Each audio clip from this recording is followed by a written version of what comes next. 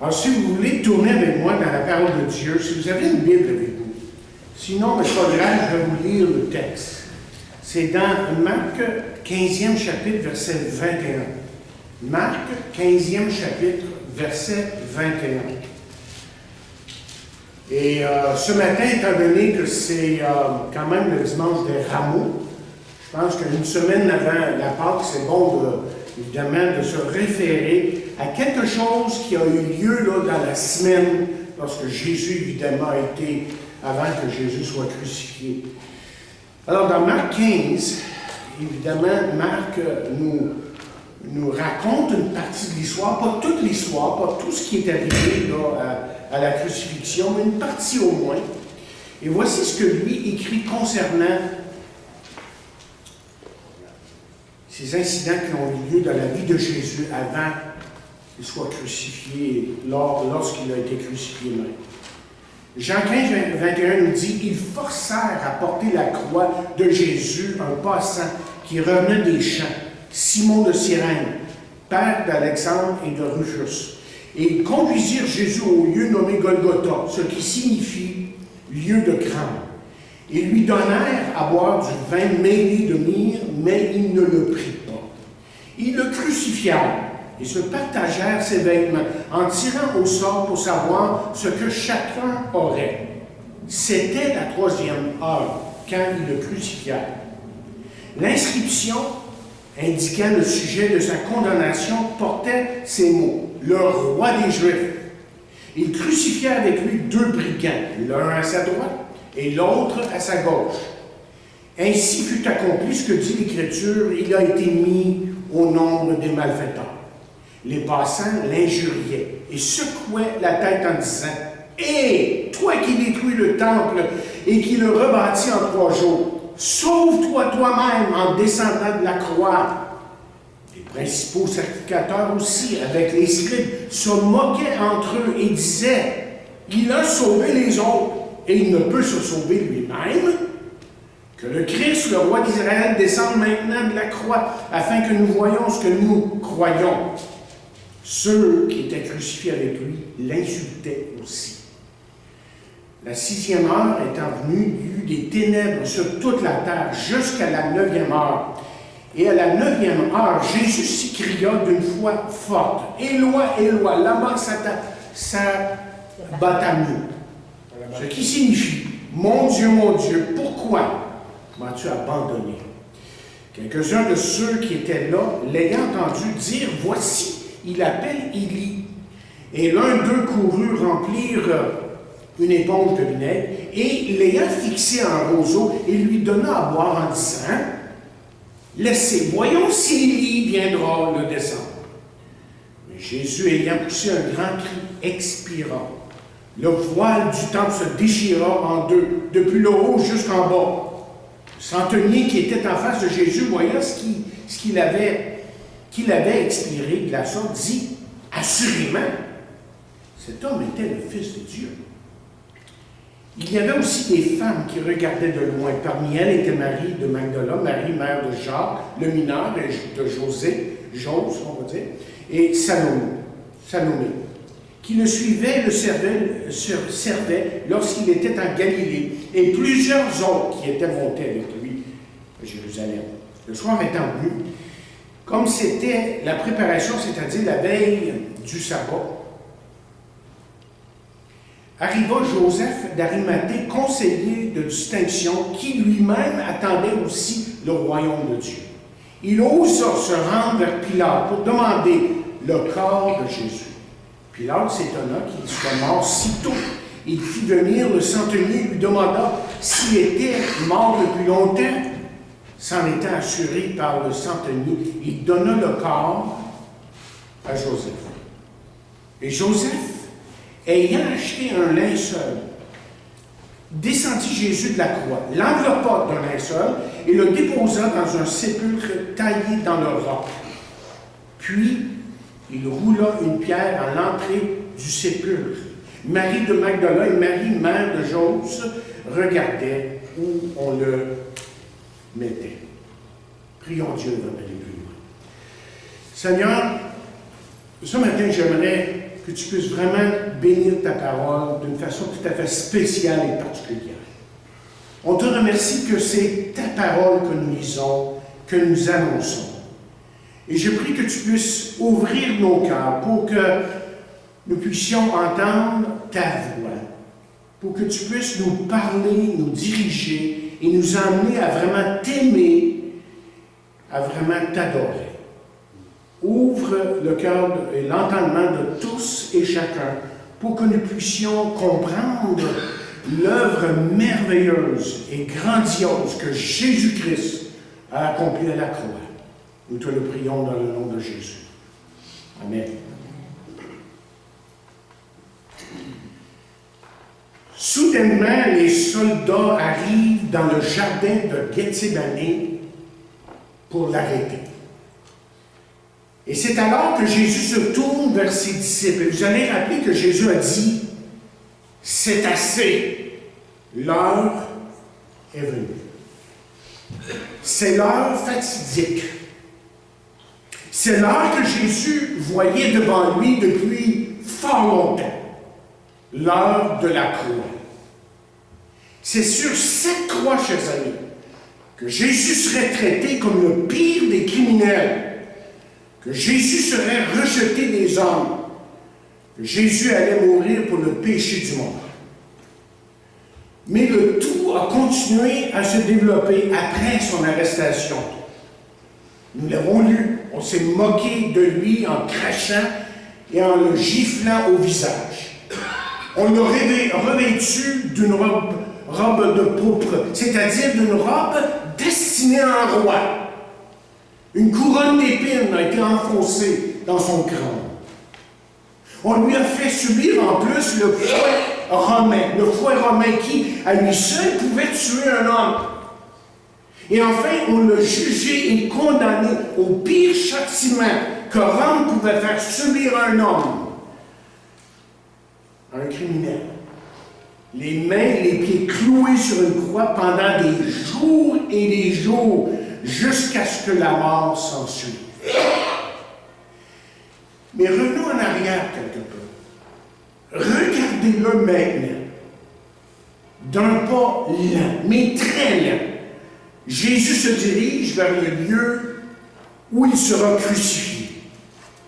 Il porte même la croix lui-même. Il est entouré de 4 soldats.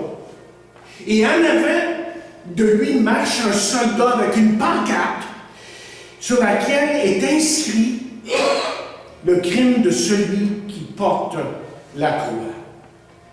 Et en plus, la route semble interminable, parce qu'on emprunte non pas le chemin le plus direct pour aller à Golgotha, mais tous les détours possibles afin d'exposer le criminel à la foule et pour avertir, chers amis, ceux qui voudraient défier les lois de Rome, que le même sort les attend.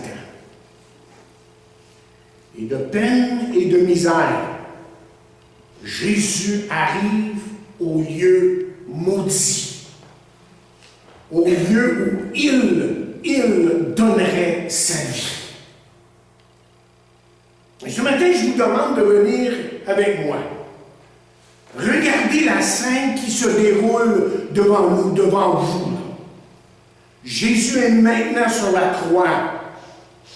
Et pour un instant, ce Jésus ici qui est sur la croix semble être comme les autres.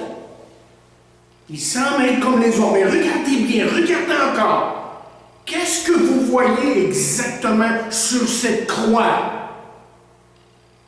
Vous voyez d'abord un homme dont le visage est couvert de sang, à cause évidemment des épines qu'on lui a enfoncées dans le crâne. Et puis, en plus, là, vous voyez sa chair qui est marquée par les coups de fouet qu'on lui a donnés à répétition. Et vous voyez aussi toute la laideur du péché et la conséquence ultime du péché. La mort. C'est ça que vous voyez. Mes chers amis, regardez de nouveau la croix là. dans votre imagination, là, essayez de la regarder de près, là, de plus près encore. Car vous verrez à travers le sang sur son visage, qui couvre son visage, vous verrez à travers cette chair meurtrie par le fouet. Et vous verrez même à travers la laideur du péché qui se lit là, dans son visage et sur son corps. Vous verrez par-dessus tout l'amour de Dieu pour vous et pour moi. Faut-il s'étonner que nous lisons ensuite dans la parole de Dieu, dans la Bible, ceci? Que Dieu a tellement aimé le monde qu'il a donné son Fils unique, afin que quiconque croit ne périsse point, mais qu'il ait la vie éternelle. Et j'aimerais ce matin brièvement vous parler de 3 événements majeurs qui ont lieu là, lorsque Jésus se trouvait pendu à la croix. D'abord, comme moi, là, vous êtes conscients, et les gens sont probablement conscients de ça, que Jésus a été accusé et condamné injustement. Et pourtant, qu'est-ce qu'on entend? Qu'est-ce on continue à entendre? On entend la foule qui dit « Crucifie-le! Crucifie-le! » Et vous regardez de près, là, et vous voyez les soldats qui, allègrement, se partagent ses vêtements. Et d'autres s'approchent de la croix pour se moquer de Jésus. Mais tout d'un coup, est-ce que vous le voyez avec moi, là? Tout d'un coup, les gens sont conscients d'un phénomène étrange mais incroyable. Et nous lisons ceci. La 6e heure étant venue, il y eut des ténèbres sur toute la terre, jusqu'à la 9e heure. Autrement dit, alors que le soleil était normalement en plein jour, resplendissant, la Bible est en train de nous dire que les ténèbres couvraient la terre. Qu'est-ce qui se passe ici exactement? C'est que, chers amis, Dieu va parler. Maintenant est arrivé le moment pour dévoiler la raison de la croix. Pourquoi on a crucifié Jésus-Christ? La raison pour cette mort si terrible de celui choisi pour sauver les pécheurs. Et qu'est-ce que Dieu est en train de nous dire exactement à travers cet événement? La première chose, c'est ceci. C'est que cet événement ici témoigne du but de la croix. Vous voyez, c'est beaucoup plus qu'un éclipse. Mais c'est vraiment un miracle qui a lieu en plein jour, un miracle de la puissante main de Dieu. Et pendant 3 heures, la Bible nous dit que le soleil s'est caché, que le soleil en plein jour s'est caché. Et puis est venue la clarté. C'est comme une résurrection. Et il y a 3 choses ici que Dieu est en train de nous dire. Et la première chose, c'est ceci. C'est que Jésus a connu lui-même les ténèbres sur la croix en prenant vos péchés. Jésus a connu les ténèbres sur la croix en prenant vos péchés. Et les ténèbres, qu'est-ce que c'est? Comment est-ce qu'on pourrait définir les ténèbres? Bien, les ténèbres, c'est votre séparation d'avec Dieu et votre rébellion envers Dieu. Les ténèbres, ce sont nos péchés qui nous privent de la réalité de sa présence. Je dirais aussi que c'est de vivre une vie sans vraie signification. Les ténèbres, c'est aussi de vivre sans Dieu pour toute l'éternité, sans espoir. Donc les ténèbres ici témoignent du fait que Jésus a pris nos péchés sur lui. Il a subi ces ténèbres pour nous. Le deuxièmement, ce que cet événement nous enseigne, c'est que la clarté, c'est la vie éternelle que Dieu vous offre. Dieu ne nous offre pas seulement, voyez, une vie dans sa présence pour toute l'éternité, bien que c'est vrai. Mais Dieu, ce que Dieu nous offre aujourd'hui, à chacun de nous, ce que Dieu nous donne aujourd'hui, à chacun de nous, c'est une qualité de vie sans précédent pour la vie au présent. Une vie de paix, une vie de pardon, de joie, de direction, une vie qui est pleine de signification et d'espoir, une vie sans regret et sans culpabilité, une vie sans la peur du lendemain. Et la Bible est catégorique. Il n'y a maintenant aucune condamnation pour ceux qui sont en Jésus-Christ. Pour celui qui connaît Jésus-Christ, il y a une révolution qui a eu lieu dans sa vie. Et maintenant, là où il y a désespoir, il trouve un espoir à cause de ce que Jésus fait dans sa vie. Et enfin, cet événement nous dit que la mort de Jésus n'était que temporaire. Ténèbres, clarté. Ténèbres, clarté. La mort de Jésus n'était que temporaire. Comme le soleil a été caché pendant 3 heures, ainsi le Fils, lui, serait dans le tombeau pendant 3 jours. Et comme le soleil, une fois de plus, éclaire la terre, ainsi le Fils ressusciterait et le Fils serait magnifié et déclaré, manifesté Fils de Dieu. Donc cet événement témoigne le but de la croix. Et le but de la croix, qu'est-ce que c'est exactement? Et le but de la croix, c'est bien simple, c'est votre salut.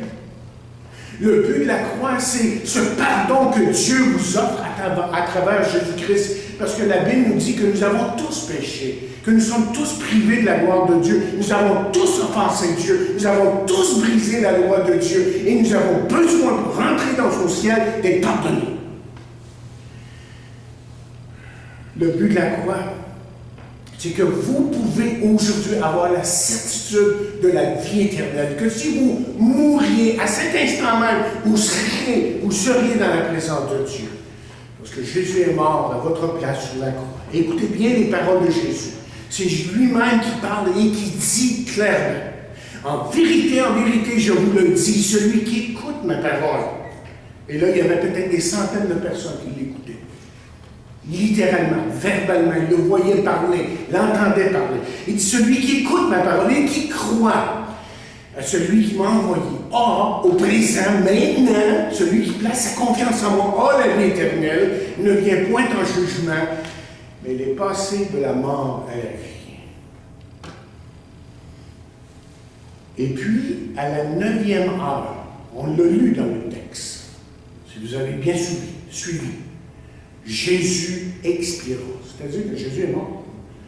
Et là, sur la croix, chers amis, Jésus était vraiment, mais vraiment seul. L'entendez-vous? On l'a lu.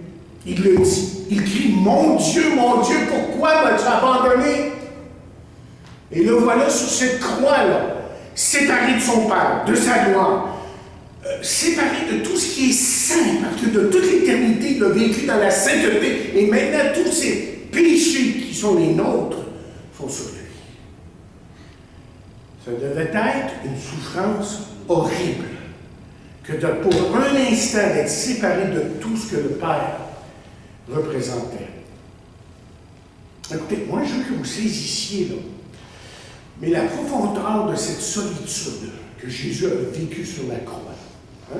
Regardez la croix, là. Jésus est dessus. Là. Je veux que vous compreniez ce qu'il a vraiment vécu. Il était seul là, sur la croix. Il était vraiment seul. Et voici ce que nous lisons. Mais un des soldats lui perça le côté avec une lance. Et aussitôt il sortit du sang et de l'eau. Il ne faut pas passer à côté de ce détail-là. Là. Il y a une raison pourquoi c'est écrit ça. Là. Il y a quelque chose qui s'est passé ici, de dramatique pour Jésus. Parce que certains experts pensent que la douleur de Jésus était si profonde que littéralement que son cœur a éclaté. Que le sang de son cœur s'est mélangé avec l'eau des autres organes dans son cœur.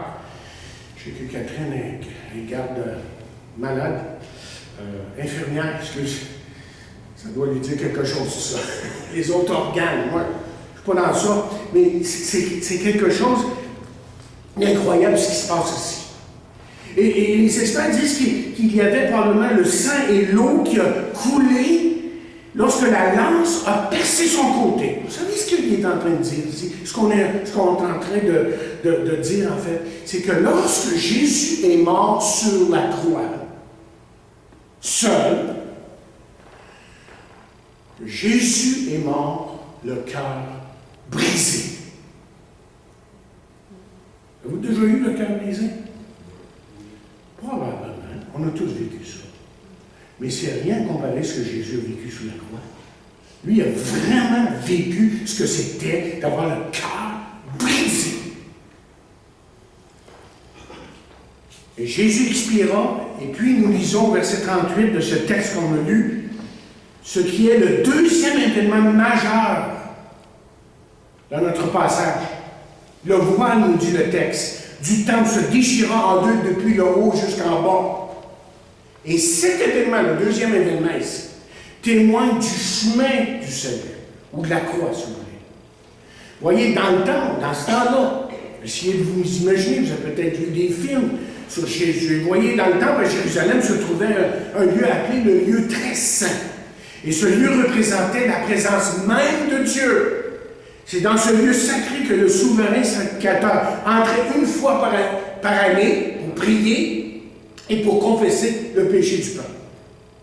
Et en fait, dans le lieu très saint, il y avait deux rideaux, si vous voulez. Un à l'extérieur et un à l'intérieur du lieu très saint où le prêtre rentrait là, pour prier, pour confesser ses péchés, tout ça. Et c'est le voile, excusez, le voile à l'intérieur qui s'est déchiré. Alors imaginez la scène pour un instant. Imaginez la scène. Le prêtre lui ouvre le rideau ou le voile, si vous voulez, de l'extérieur, et là s'aperçoit que le voile à l'intérieur est complètement déchiré du haut en bas, de haut en bas. Qu'est-ce que ça veut dire, ça?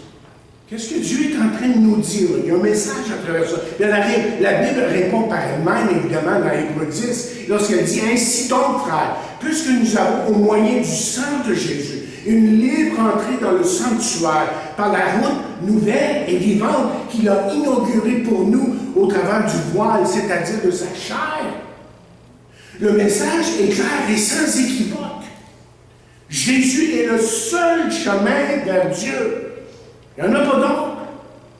C'est pour ça que Jésus a clairement dit, lorsqu'il était lui-même sur la terre, « Je suis le chemin, la vérité et la vie. Nul ne vient au Père que par moi. »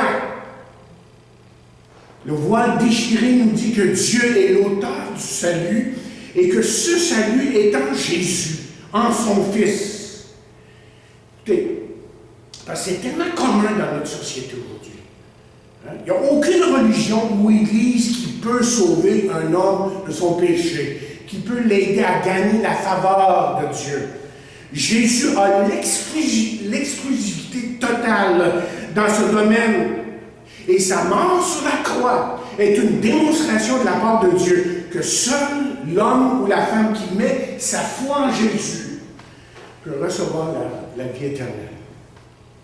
Et si c'était autrement, Jésus ne serait jamais mort sur la croix. Si vous pouviez faire toutes sortes de choses pour entrer au ciel par vous-même, par votre force, par votre psychique, là, force psychique ou autre, là, votre volonté, bien Dieu n'aurait pas envoyé son Fils.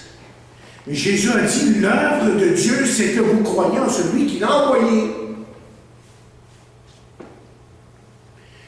Je veux que vous compreniez, là. C'est la base, mais c'est très important. Ça veut dire que ça exclut les bonnes œuvres. Vous êtes une bonne personne? Merci Seigneur. Il n'y a pas juste des méchantes personnes dans notre monde. Il y a des bonnes personnes. Mais ça ne peut pas vous faire rentrer au ciel.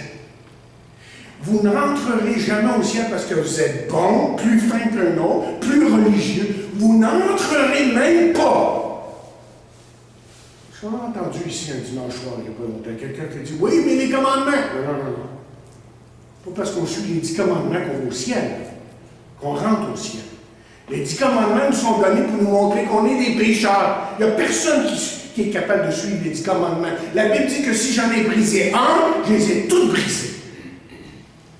Alors, c'est pas parce qu'on suit les 10 commandements qu'on va aller au ciel. Non.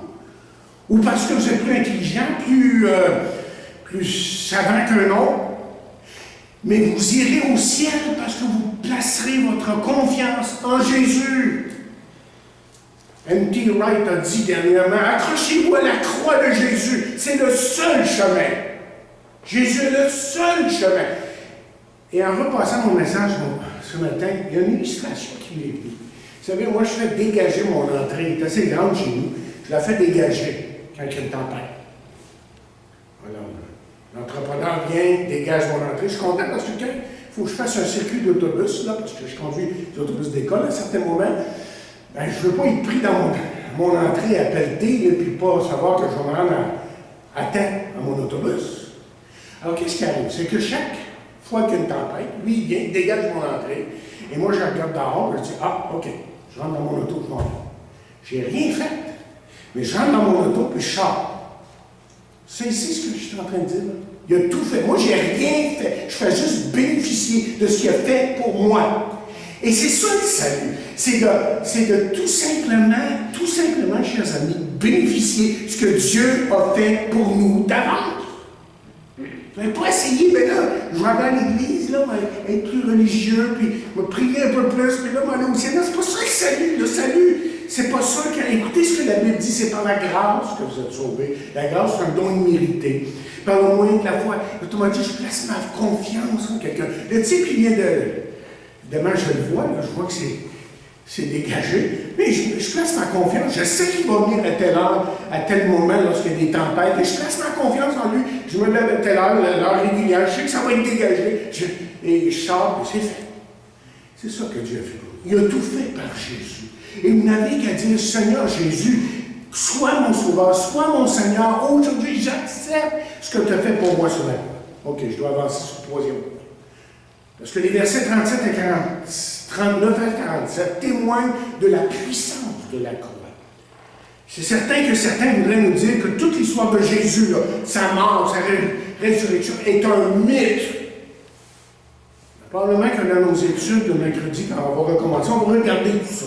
La vie de Jésus. Est-ce que Jésus a vraiment existé? Est-ce qu'il est vraiment mort sur une croix? C'est-tu vrai, ça? C'est juste une invention des hommes? Est-ce qu'il est vraiment ressuscité? C'est important que vous puissiez répondre à ces questions-là. Pas juste parce que c'est écrit dans la Bible, bien que ça, c'est un apport extrêmement important.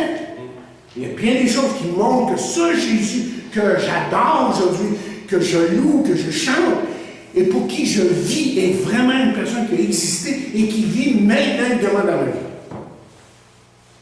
Il y a tant de données historiques qui prouvent que Jésus a existé, plus que de données historiques qui prouvent que Jésus a existé que l'empereur Julius César lui-même, mais on n'en fait pas de cas de Julius César, oui, il a existé, il était là, et savez-vous, lui, là, les données, c'est ça, puis Jésus, c'est ça. Il y a tellement de données pour prouver que Jésus a vraiment existé. Mais il faut comprendre ce que la Bible dit face au message de la croix. Lorsque Paul dit ceci, il dit « Car la prédication est une folie pour ceux qui périssent, mais pour nous qui sommes sauvés, pour ceux qui ont placé leur foi en Jésus, elle est une puissance. » C'est-à-dire qu'elle change la vie. Elle change nos vies.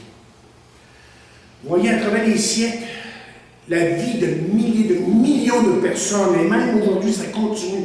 Il y a des milliers de gens qui, aujourd'hui même, viennent à Jésus et connaissent la vie de Dieu dans leur vie, la vie éternelle. Il y a 4 catégories de gens ici. Au verset 21, vous remarquez qu'il est question de Simon de Cyrène. Mais la Bible nous montre, dans d'autres passages, que Simon est devenu un disciple de Jésus. Et probablement que lorsqu'il a vu Jésus sur la croix, que sa vie a changé. Et on a le droit de penser que c'est là qu'il a compris la signification de la croix, c'est-à-dire de la mort de Jésus. Chers amis, si vous venez à la croix, vous serez sauvés, vous deviendrez un enfant de Dieu. Et Simon nous dit que le salut se trouve à la croix. Je cite un homme de Dieu qui a écrit dernièrement, qui a dit, mais j'ai entendu sur YouTube, accrochez-vous à la croix, dit-il. Et Paul a dit, j'en ai pas eu la pensée de savoir parmi vous autre chose que Jésus-Christ et Jésus-Christ crucifié. C'est ça le message de l'Évangile. Alors Simon, lui, nous dit, allez à la croix. Mais ensuite, il y a une deuxième catégorie de gens. Il y a 4 catégories de gens qui sont mentionnées dans notre texte. Au verset 39, il est question du centenier. Hein? Ça, c'est un homme qui était sous les ordres de Rome. Un homme qui avait l'habitude de voir des hommes mourir. Il n'a vu, lui, autrement dit, avant. Okay? Mais en ce jour, son attention à lui là, est sur la croix du milieu. Celui qui est dans le milieu. Et là, il écoute les gens qui parlent de celui qui n'est pas à droite ou à gauche, mais celui qui est au milieu.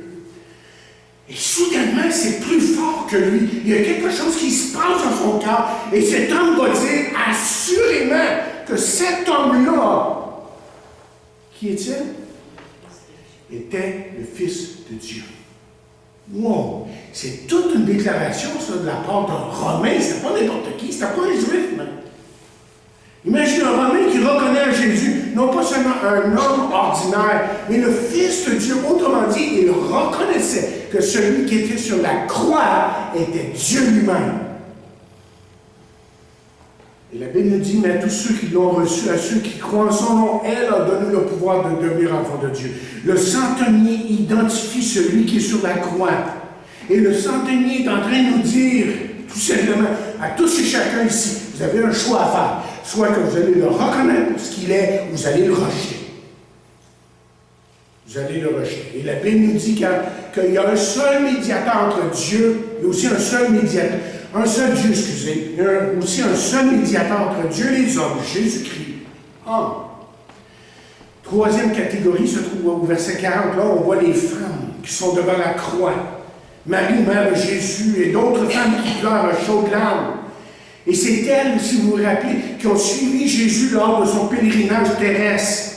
Et les voilà devant la croix, là, en plein devant la croix, courageuses et fidèles. Et le cœur de ces femmes est attaché à celui qui les avait réconfortées, pardonnées. Et comme pour honorer ces femmes, vous allez vous rappeler que Jésus les rencontre.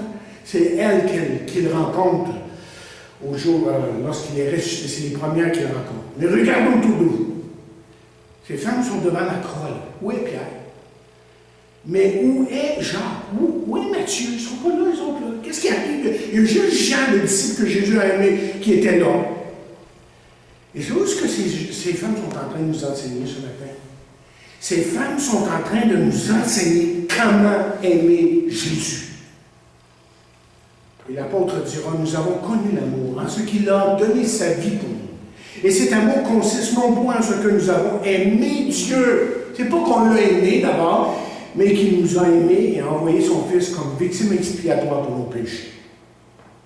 Et maintenant, il y a une dernière personne ici qui représente certaines catégories de personnes, c'est Joseph d'Arimathée. Lui, Joseph d'Arimathée, vous voyez, c'est celui, il faisait partie du Sanhédrin, 70 personnes qui décidaient sur le sort des gens, soit qu'ils soient crucifiés, condamnés ou relâchés. C'était comme une cour suprême. Et lui a refusé de condamner Jésus. En fait, on pense que Joseph d'Arimathée est un disciple secret de Jésus. Mais jusque-là, il s'était tenu à l'écart. Mais il y a quelque chose qui est arrivé dans son cœur.